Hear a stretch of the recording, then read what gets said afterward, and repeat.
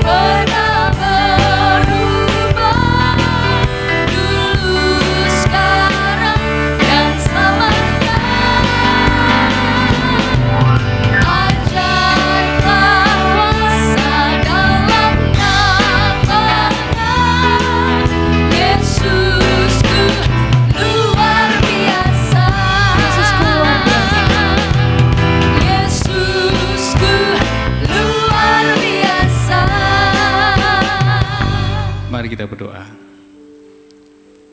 Bapa yang kami kenal di dalam nama Yesus, kami sungguh mengucap syukur Bapa pada sore hari ini, saat yang menyenangkan, saat yang indah, di mana kami boleh bersama keluarga kami boleh bersama anak istri, suami kami, di dalam rumah kami akan datang kepadamu, kami akan datang dalam saat kami berdoa. Kami akan ungkapkan segala apa yang menjadi kerinduan kami, harapan kami, dan angan-angan kami ke dalam tangan kuasa-Mu. Terima kasih Bapa, karena Engkau sudah begitu baik bagi kami. Engkau sungguh sangat baik, sehingga berkat-Mu sungguh luar biasa. Dan pada saat ini Bapa, kami akan datang ke hadirat-Mu. Kami akan berserah kepadamu. Kami akan sampaikan apa yang menjadi kerinduan kami ke dalam tangan kuasa-Mu. Kami serahkan waktu ini Bapa, dari awal hingga akhir ke dalam tangan kuasa. Hanya di dalam nama Yesus, sebagai Tuhan dan Juru Selamat, kami sudah berdoa dan mengucap syukur. Amin.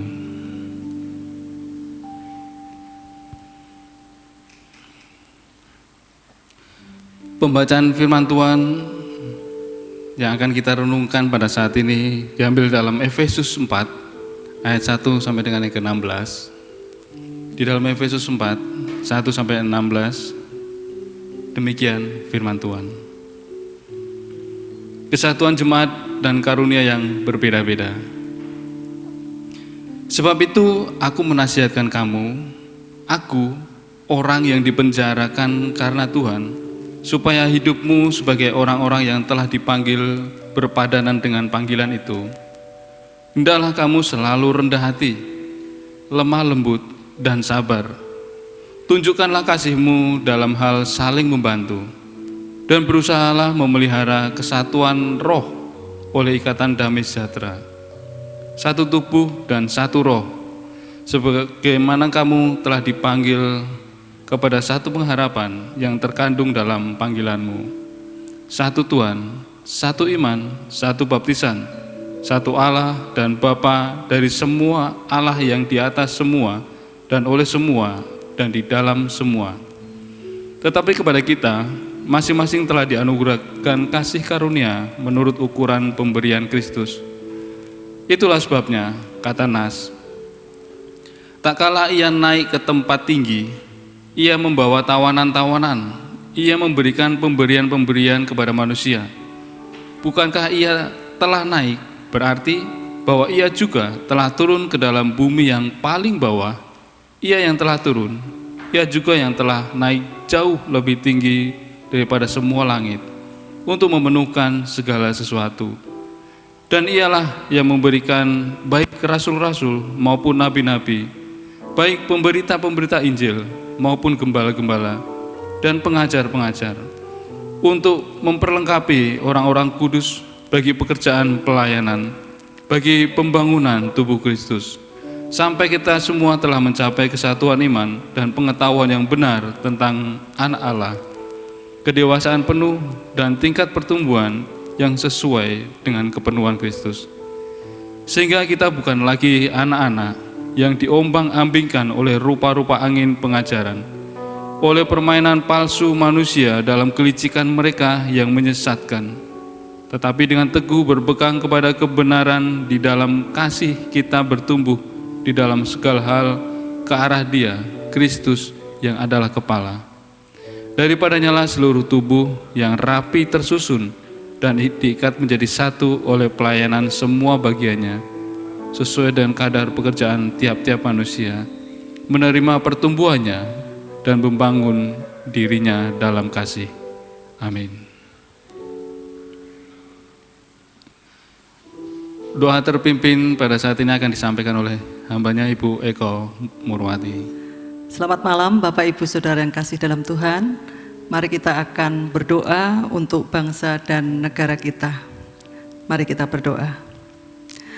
Bapa dalam surga, kami mengucap syukur atas setiap berkat yang Tuhan limpahkan kepada kami. Kami bersyukur atas berkat yang tidak bisa kami terima sesungguhnya, namun karena Tuhan menganugerahi kami, Tuhan menganugerahi keselamatan kekal di surga. Kami bersyukur karena Engkau mati di kayu salib untuk menebus dosa kami. Engkau mati dan bangkit dan naik ke surga menyiapkan tempat buat kami. Dan Engkau akan turun yang kedua kali untuk menjemput kami, mengangkat kami ke surga. Itulah berkat yang tak terkira, yang tidak bisa kami usahakan, namun kami terima hanya karena anugerah-Mu.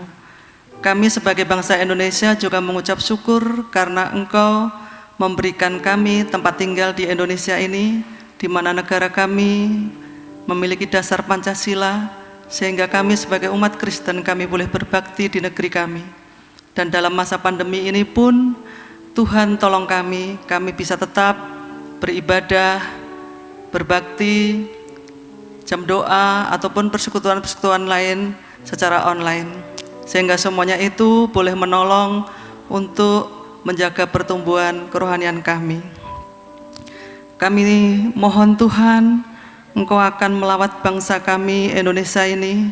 Engkau akan benar-benar menolong kami, membebaskan kami dari COVID-19 ini Tuhan.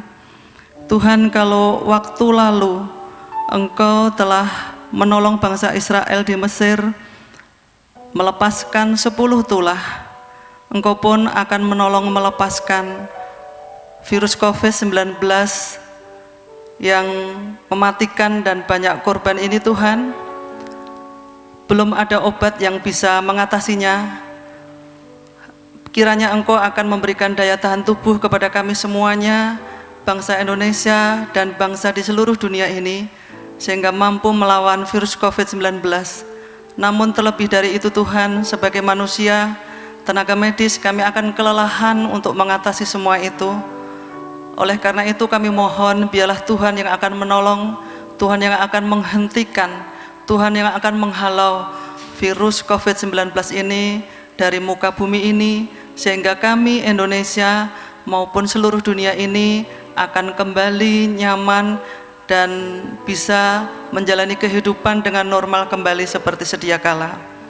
Tuhan, kami juga berdoa Tuhan untuk pemerintah yang terus berusaha memberikan pelayanan yang terbaik bagi kesehatan.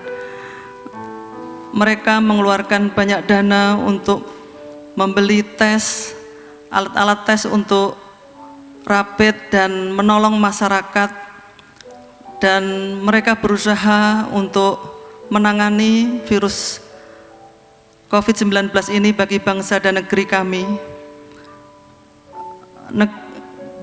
Pemerintah kami juga mengeluarkan banyak dana untuk membantu ekonomi masyarakat yang terkena dampak pandemi ini. Begitu pula pemerintah juga menjaga keamanan dengan ketat untuk kebaikan masyarakat. Tuhan, kiranya Engkau akan memberikan pertolongan. Semuanya ini tidak ada dana sebelumnya, namun biarlah Tuhan yang akan terus memberkati, Tuhan yang akan terus melimpahkan berkat-Mu bagi bangsa dan negara kami Indonesia ini, sehingga semua keperluan untuk perekonomian masyarakat Indonesia maupun kesehatan ini akan tercukupi. Tuhan, kami juga berdoa untuk persiapan dan kesiapan pemerintah serta rakyat untuk memulai Indonesia New Normal ini Tuhan. Tuhan, kiranya Engkau akan tolong pemerintah, semua pemerintah pusat maupun daerah masing-masing. Biarlah mereka, Engkau berikan hikmat kepada mereka, berikan ketegasan dan juga kedisiplinan kepada mereka untuk menolong masyarakat, menghimbau masyarakat, sehingga masyarakat ini boleh sadar dan menaati protokol kesehatan COVID-19 ini, sehingga mereka tidak menyepelekan karena sudah banyak dari tim medis yang meninggal, dan biarlah mereka mengetahui bahwa tubuhnya pun bisa kena virus COVID-19 dan bisa menjadi penyebaran bagi orang-orang di sekitarnya. Sehingga biarlah new normal ini kami jalani dengan tetap taat untuk melakukan protokol kesehatan dengan baik. Kami berdoa juga Tuhan untuk pencari kerja, di mana banyak sekali orang-orang yang harus berhenti bekerja karena lapangan pekerjaan tertutup karena pandemi COVID-19 ini.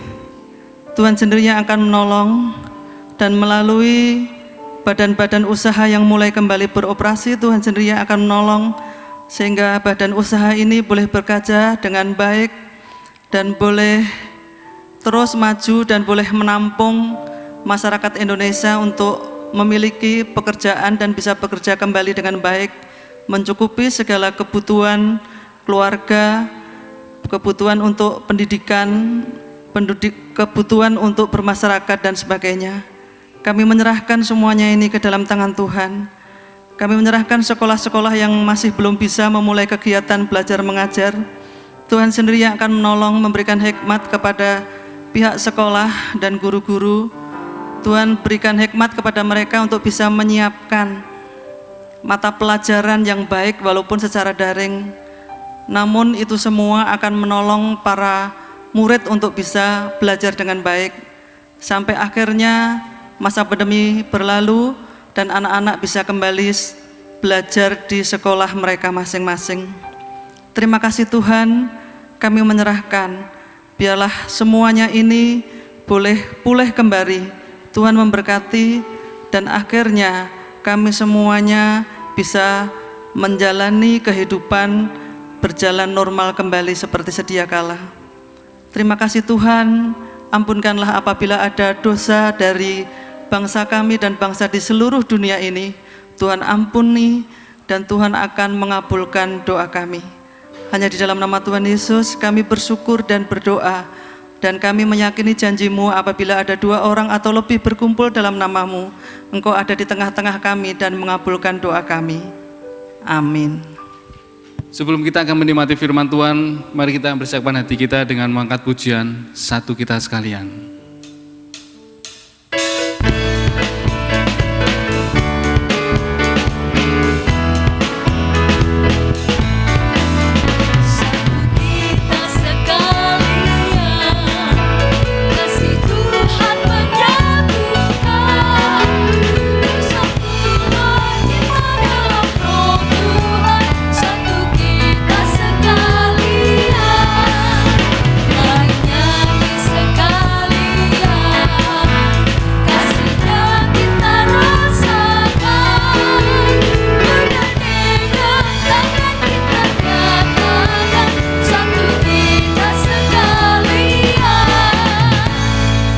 Renungan pada sore hari ini akan disampaikan oleh Bapak Topan Arfil yang kiranya bisa menguatkan hati kita sebelum kita akan menyampaikan doa kita kepada Tuhan. Shalom, selamat sore Bapak Ibu yang dikasihi di dalam nama Tuhan Yesus Kristus. Hari ini kita kembali bersama-sama mengucap syukur atas kasih dan anugerah Tuhan, bahwasannya kita kembali di dalam persekutuan yang luar biasa bersama di dalam keluarga kita. Kita boleh muji Tuhan, kita boleh menaikkan doa syafaat kita kepada Tuhan, dan juga hari ini kita akan belajar firman Tuhan.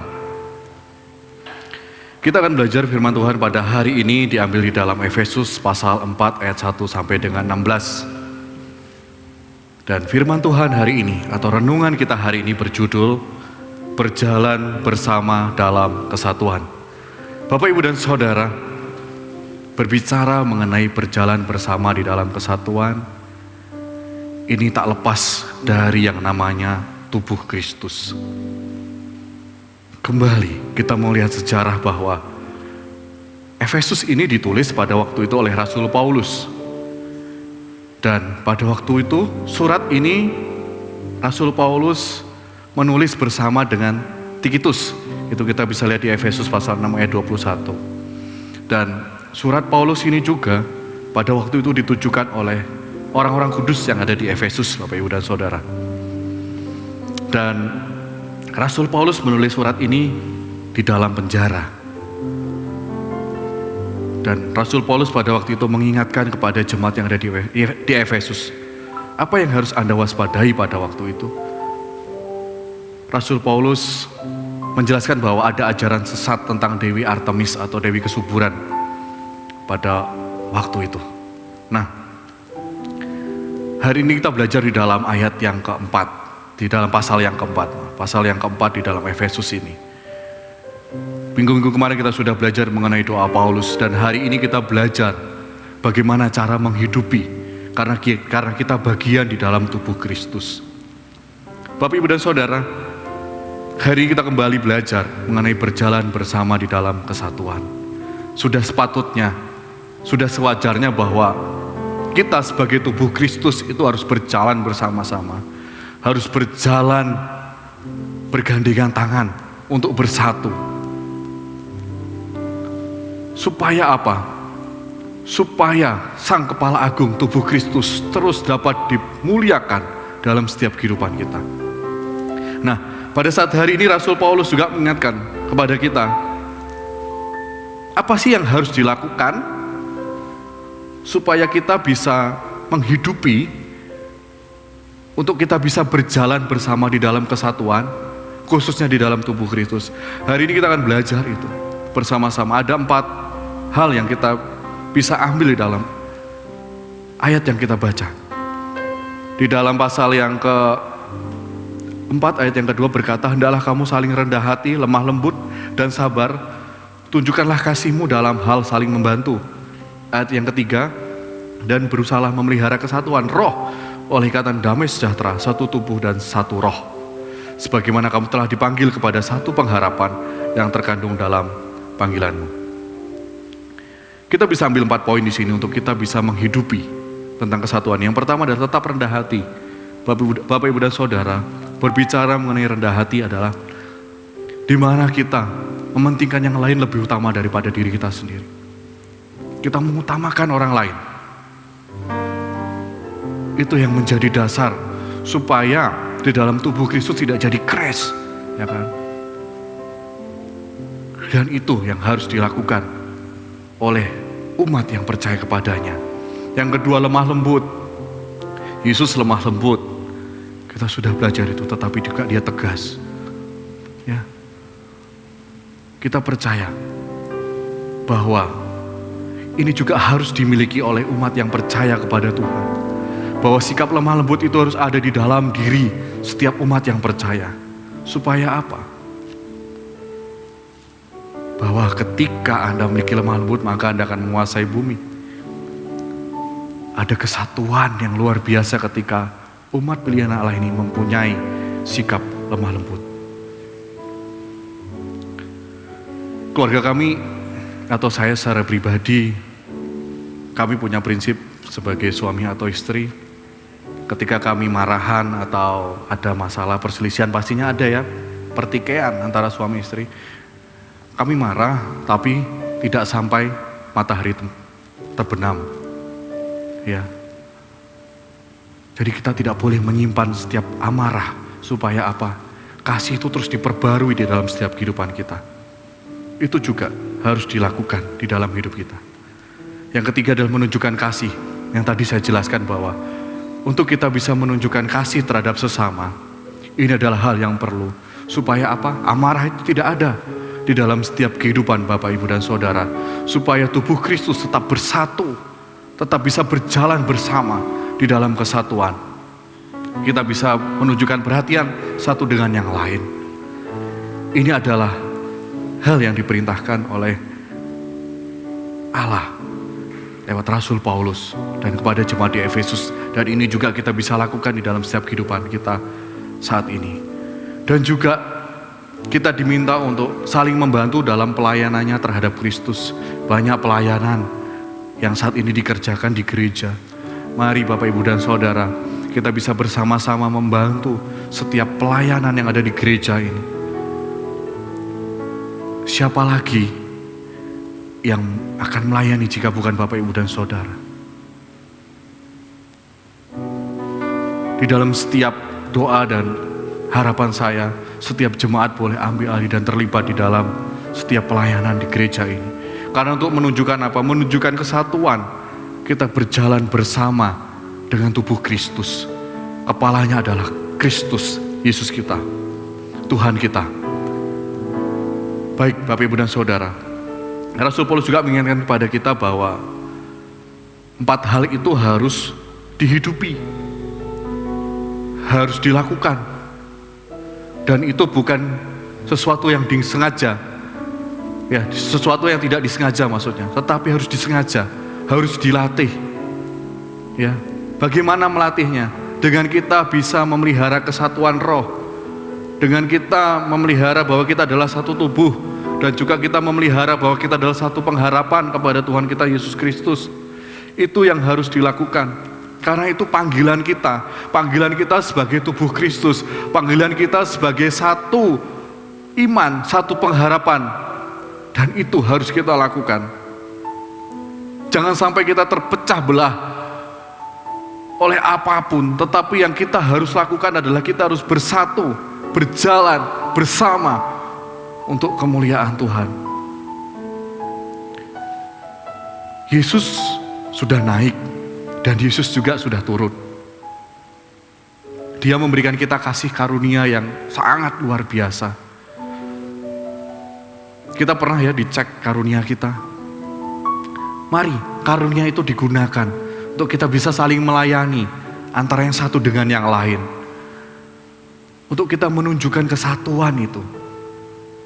Untuk kita menunjukkan bahwa kita benar-benar berjalan bersama di dalam tubuh Kristus. Bapak, Ibu, dan Saudara, Rasul Paulus juga mengingatkan kepada kita bahwa jangan khawatir untuk kamu bisa melakukan apa yang tadi diperintahkan. Di dalam ayat ini dijelaskan bahwa ada hamba-hamba Tuhan, ada guru, yang siap untuk membantu di dalam proses Bapak Ibu dan Saudara menjadi seseorang yang memiliki kesatuan, jemaat kesatuan tubuh Kristus. Jangan khawatir, hamba Tuhan, diakon kalau di tempat ini siap membimbing Bapak Ibu dan Saudara untuk kita bersama-sama memiliki kesatuan hati. Pertanyaannya adalah, apakah Bapak Ibu mau disatukan? Atau Bapak Ibu dan Saudara tidak mau? Ini menjadi bahan perenungan. Ini menjadi sebuah bahan perenungan kita. Rasul Paulus lewat firman-Nya sudah mengingatkan kita, ayo satu tubuh, ayo berjalan bersama. Jangan terpecah belah, karena ini untuk kepala agung kita, yaitu Tuhan Yesus Kristus.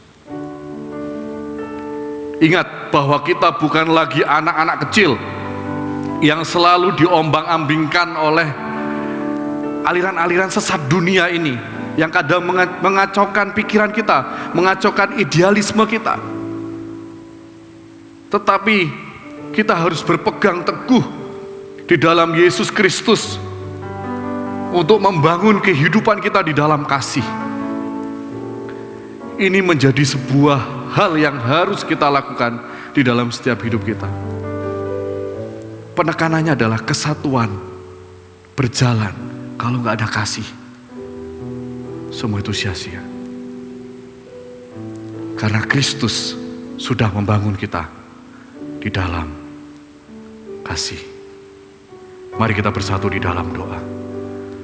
Bapa, kami bersyukur bahwa Engkau sudah mengajarkan kami bagaimana kami bisa berjalan bersama dengan Engkau sebagai kepala agung, yaitu Tuhan Yesus Kristus. Inilah tubuh kami, jiwa kami, roh kami, pikiran kami yang kami serahkan kepadamu Bapa. Ampuni kami bila kami memiliki sikap untuk kami tidak mau untuk menyatu dengan tubuh Engkau. Kami selalu menjauh. Kami mohon ampun atas hal itu Bapa. Layakkan kami untuk kami boleh terus menjadi bagian dari tubuh Kristus. Hanya di dalam nama Yesus kami berdoa. Amin. Jemaat yang terkasih, mari kita melanjutkan jam doa kita dengan berdoa untuk pokok-pokok doa yang telah disediakan melalui WhatsApp Group bersama keluarga kita masing-masing di rumah.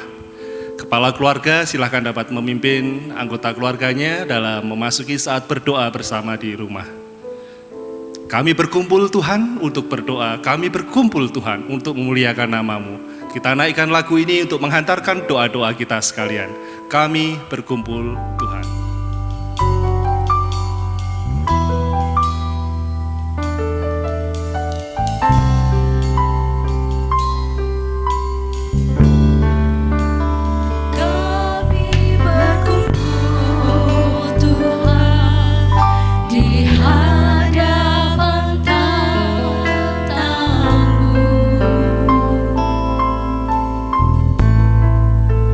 Sujudlah nyembah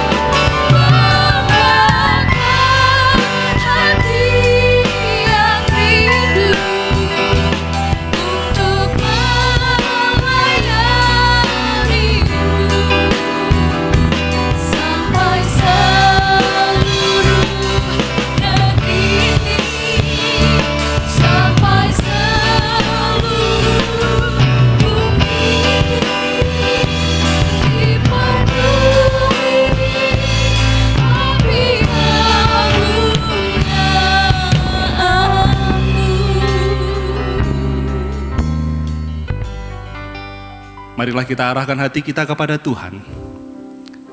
Kiranya berkat yang dari Allah Bapa, kasih karunia dari Yesus Kristus, dan kuat kuasa Roh Kudus menyertai jemaat Tuhan sekalian, dari sekarang hingga Maranatha. Amin. Selamat berdoa, Tuhan memberkati kita sekalian.